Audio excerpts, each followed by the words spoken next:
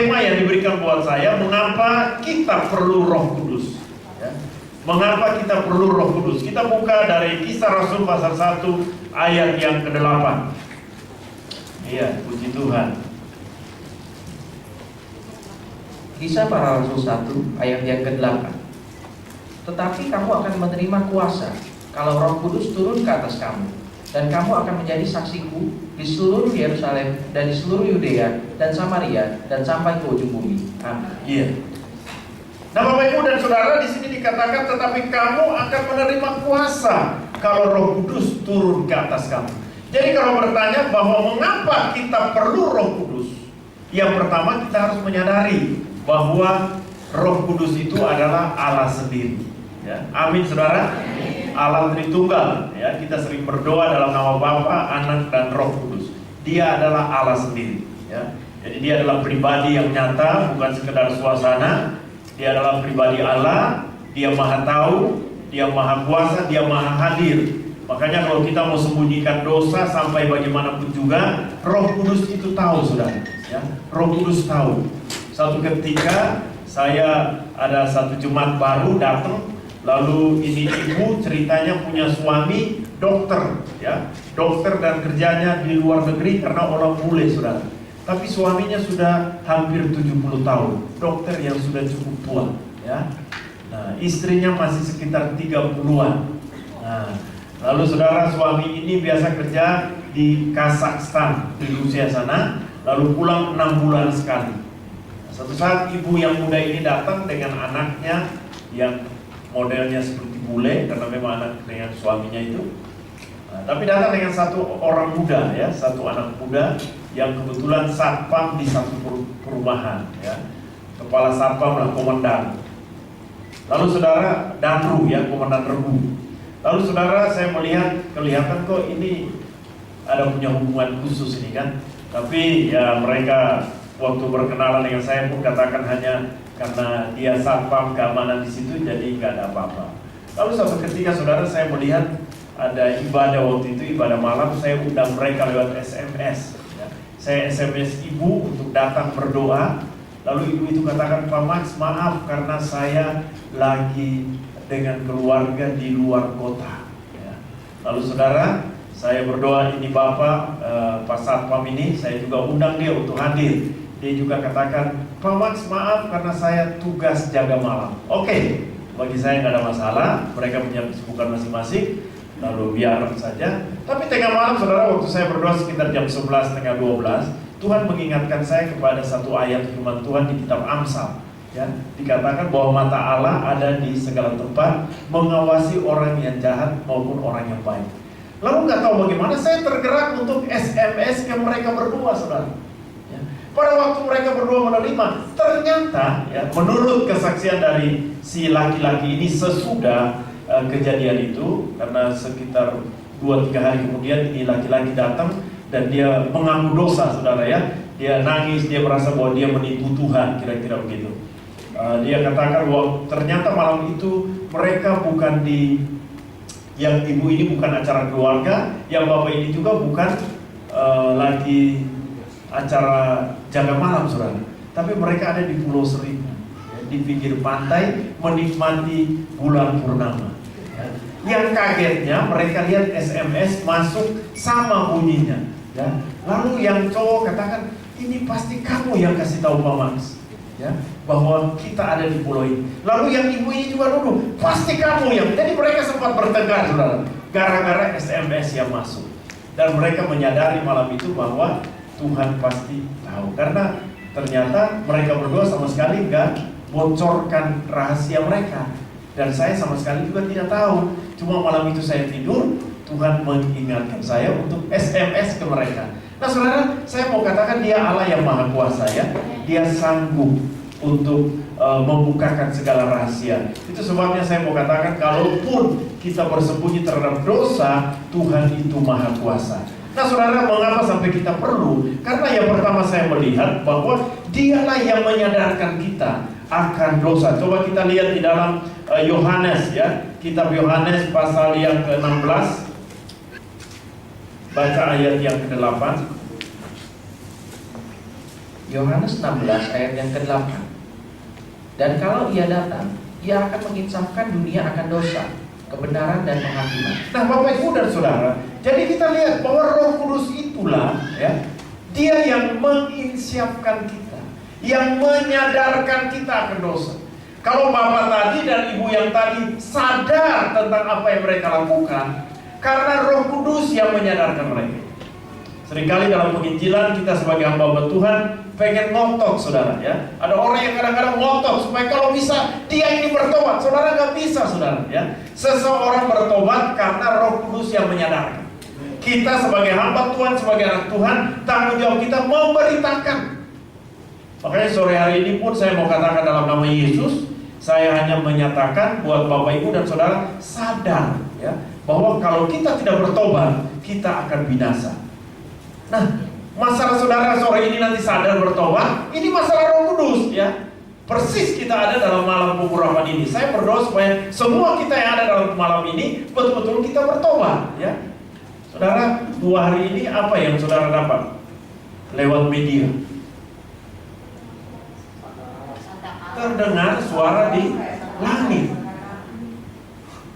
Ini saudara jangan main-main ya. Memang ada banyak ahli yang berbicara ya. Tadi malam saya lihat di salah satu televisi nasional, ada juga mereka bawa paranormal, ada ustadz, ada segala macam ya.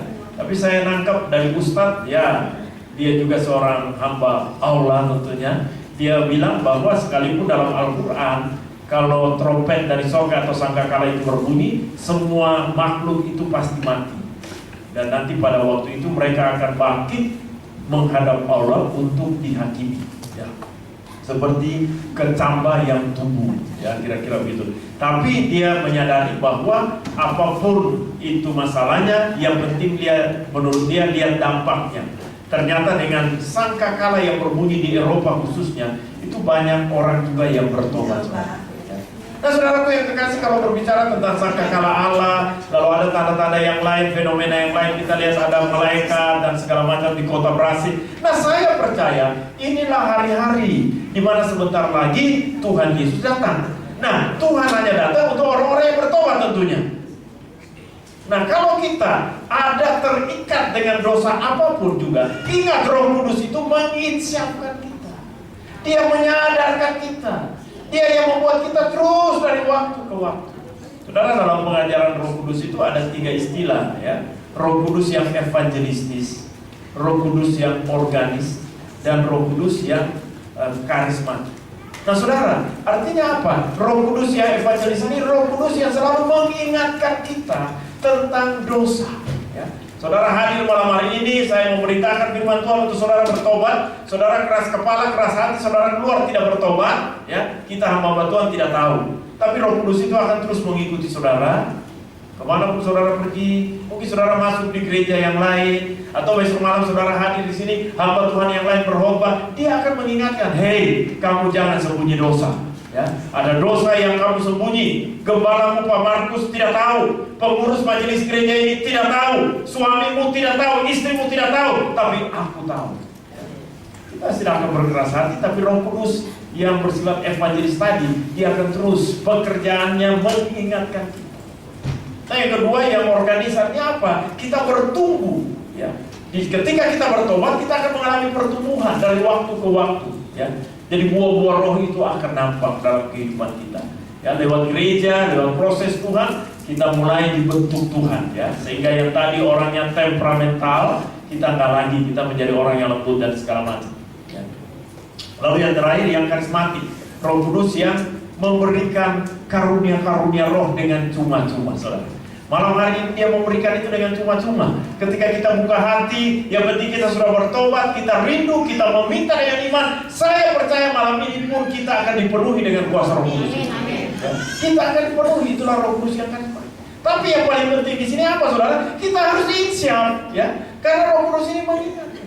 Makanya pertanyaan tema tadi, mengapa sampai kita perlu Roh Kudus? Karena Roh Kudus itu yang selalu menginsafkan kita untuk bertobat, saudara ya. Dia mengingatkan kita akan dosa. Nah, yang saudara yang kedua, saya melihat di sini bahwa mengapa sampai kita membutuhkan Roh Kudus? Karena Roh Kudus itu di sini dikatakan kalau kamu tinggal di Yerusalem, kamu tunggu, kamu akan menerima kuasa. Ya. Ada sesuatu kuasa yang luar biasa, ya, dalam bahasa istilahnya dikatakan dunamis, ya. Ada satu kekuatan yang berkarya, yang bergerak, yang bisa menghancurkan, ya. Kekuatan yang luar biasa. Ini dari kata dinamit sebetulnya, ya, yang bisa menggoncangkan, menghancurkan. Dan ini yang dimiliki oleh kuasa Roh Kudus. Makanya kita lihat ketika murid-murid menerima karunia Roh Kudus, mereka berkarya secara dahsyat. Petrus yang tadi menyangkal Yesus, dia berdiri dan dia berkhotbah 35 orang laki-laki bertobat. Ini luar biasa kan? Makanya di dalam Markus pasal 16, di situ ada tanda-tanda. Ya, coba kita lihat. Kita Markus. Ini manifestasi dari kuasa Roh Kudus yang dahsyat.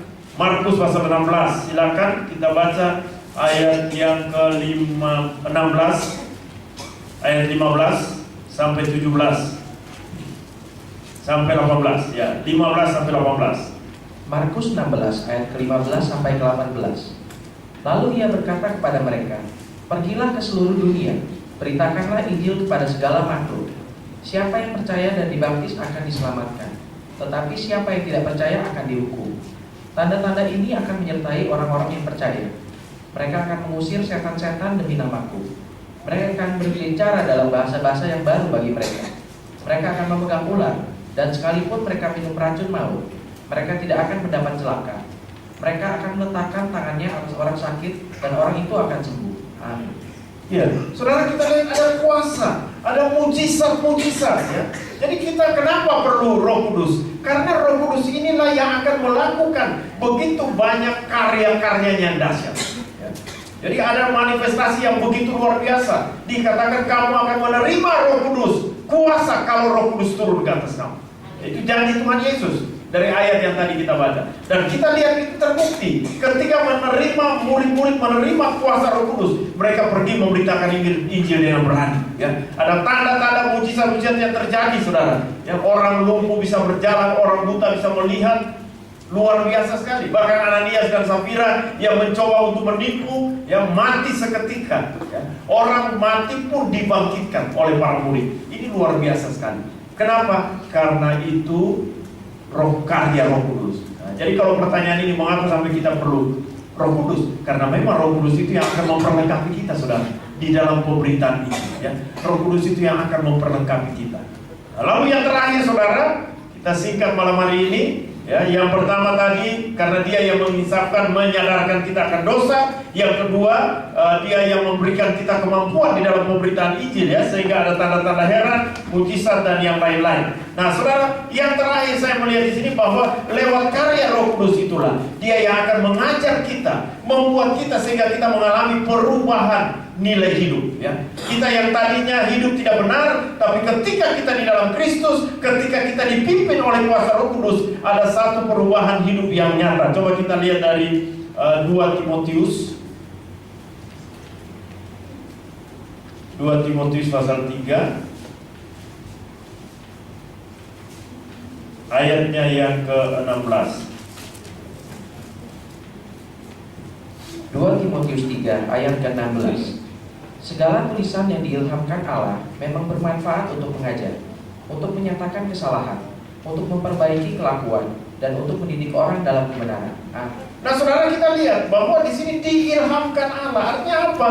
Lewat kuasa Roh Kudus itulah dia mengajar kita, ya. Di sini dikatakan sehingga apa, saudara? Firman Tuhan yang kita dengar itu mengajar segala sesuatu yang kita tidak tahu, tapi kita diajar oleh Roh Kudus. Sehingga yang tidak tahu menjadi tahu. Ya, kita lihat contoh di dalam Kisah Rasul pasal 2. Ketika mereka menerima Roh Kudus, murid-murid itu mulai bertekun di dalam pengajaran rasul-rasul, ya. Sehingga mereka mulai mengalami satu perubahan gaya hidup, gaya hidup yang berbeda. Ya, salah satunya apa? Mereka membagikan apa yang menjadi milik mereka. Mungkin tadinya mereka orang yang pelit. Mungkin tadi mereka orang yang kikir, tapi ketika dipenuhi dengan Roh Kudus, ada perubahan nilai hidup yang terjadi. Ya, lewat pengajaran-pengajaran rasul-rasul, mereka diubahkan. Saudara, saya mau katakan jangan sampai kita masuk gereja, sudah jadi orang Kristen 10 tahun, 20 tahun, tapi hidup kita tetap seperti dulu, ya. Pernah kan saya cerita orang gila itu? Pak Markus langsung ketawa kan? Ada 3 orang gila, sudah sekian tahun mereka di rumah sakit jiwa. Satu ketika dipanggil oleh dokter kan, karena mau dites. Yang satu Guru matematika ditanya 2 tambah 3 berapa? 5. 5 kali 2 berapa? 10. Oh, kamu sudah lulus tes, silakan pulang. Ya. Yang satu kebetulan kerja di kehutanan, ditanya ini pohon apa? Pinus. Ini pohon apa? Sanowar. Apa aja pohon ditunjukin jelas. Kamu sudah sehat, pulang. Lalu yang artis mantan penyanyi disuruh kamu nyanyi. Ya. Aku masih seperti yang dulu. Dokter bilang apa? Masuk lagi. Ya. Berarti masih gila katanya. Saudara, kadang-kadang kita sudah sekian tahun, tapi kita masih seperti yang dulu. Dulu ketika kita belum jadi Kristen, mulut ini suka kata-kata kotor, suka maki-maki, suka ngomongin orang. Sudah jadi Kristen 5 tahun, sudah jadi Kristen 10 tahun, masih juga maki-maki, masih juga suka gosip, masih juga ngomongin orang. Ini artinya, aku masih seperti yang dulu. Padahal Tuhan mau ada perubahan nilai hidup saudara. Dikatakan dia bermanfaat, firman Tuhan itu mengajar, ya, Roh Kudus lewat kuasa Roh Kudus dia mengajarkan kita. Lalu apa? Menyatakan kesalahan. Roh Kudus yang akan mengingatkan kita melalui kebenaran firman Allah, ya. Memperbaiki kelakuan dan untuk mendidik ke dalam kebenaran, ya. Jadi Roh Kudus itu yang akan menuntun kita, saudara. Itu sebabnya setiap pemberitaan firman Tuhan kita berdoa supaya kuasa Roh Kudus berkarya, sehingga ketika kita mendengar firman Tuhan masuk telinga kanan langsung menetap dalam otak kita, dalam hati kita, bukan masuk kanan keluar kiri atau mantul, tidak, ya. Yang Tuhan mau kita betul-betul bisa mengalami perubahan. Bapak Ibu dan saudaraku yang kasih dalam Tuhan Yesus. Jadi 3 hal hari ini, ya. Kenapa sampai kita perlu Roh Kudus? Yang pertama, karena Roh Kudus itu yang menyadarkan kita, ya, menyadarkan kita akan dosa. Kita sadar lalu kita bertobat. Saudara, jangan cuma sampai kesadar. Banyak anak Tuhan sampai pada titik sadar, ya. Kita harus seperti anak yang terhilang, betul? Ketika dia menyadari semua harta sudah habis, dia lihat dia makan makanan babi aja susah, dia sadar. Tapi bukan sampai disadar, dia bertekad untuk kembali kepada Bapa. Juga tidak sampai bertekad. Alkitab katakan, lalu bangkitlah anak itu dan pulang ke rumah bapaknya. Jadi 3 hal ini harus kita lakukan. Kalau malam ini kita sadar, kita punya tekad, tapi kita juga mau bangkit. Tuhan, saya mau bertobat. Karena apa, saudara? Kalau malam ini saudara bertobat, saudara, saya percaya akan dijamah, dipulihkan, akan dilawat oleh kuasa Roh Kudus. Karena salah satu syarat tadi, kita bisa menerima Roh Kudus kalau kita kudus, saudara, ya. Kuduslah kamu karena aku kudus, kata Allah, ya. Tidak tahukah kamu bahwa tubuhmu adalah bait Allah, di mana Roh Kudus diam di dalam kamu. Jadi kalau kita di dalam diri kita tidak benar, bagaimana Roh Kudus itu bisa berdiam, saudara? Jadi yang pertama yang perlu kita ingat malam ini bahwa lewat kuasa Roh Kudus, kenapa kita perlu? Karena dia menyadarkan kita akan dosa. Yang kedua, mengapa kita perlu? Karena lewat kuasa Roh Kudus kita diperlengkapi dengan tanda-tanda mujizat-mujizat, sehingga dalam pemberitaan Injil ada tanda mujizat itu terjadi. Lalu yang terakhir, lewat kuasa Roh Kudus terjadi perubahan nilai hidup. Yang perubahan hidup yang dulu kacau balau sekarang menjadi anak Tuhan yang baik.